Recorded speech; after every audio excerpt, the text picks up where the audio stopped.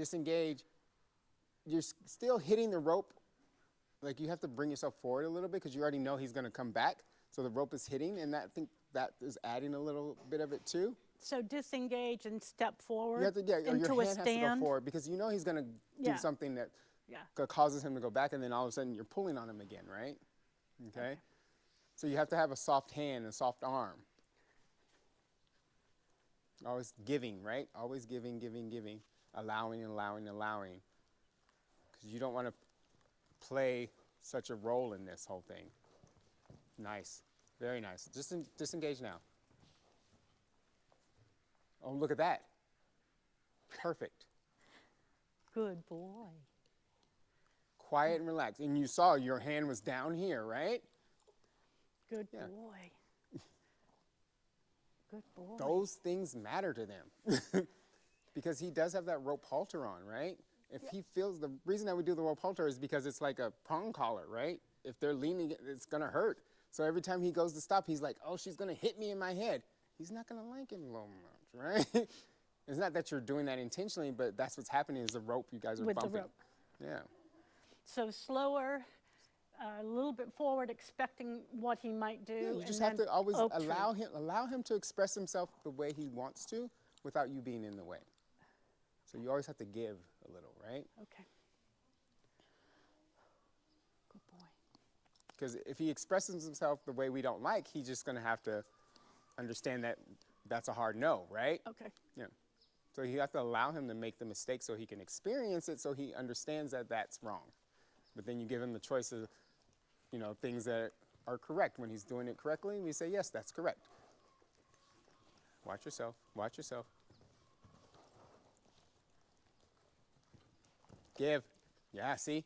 Did you catch that, though? How he was going to stop, he was going to give you this. And then you were already down and pulling back at that moment. So you weren't going to be giving. That's why I said give, right? You'll see it on tape. Give. Because he's like, I'm going to wheel around. If he's wheeling around, we already know he's going to pull himself back, right? So I would have been there. Go ahead. You can do it. So stop him and step forward. You just have to be a little snappy. Okay. Little, not quick and in like a rushed way, but you just have to know 1, 2. Okay? 1, 2, and forward. Yeah. With the rope. Yeah. Just be prepared to give. Look how he's moving, right? Wow, watch yourself, watch yourself, watch yourself. Good, good, good. So when you're any sport, tennis, basketball, football, you're in a ready position, right?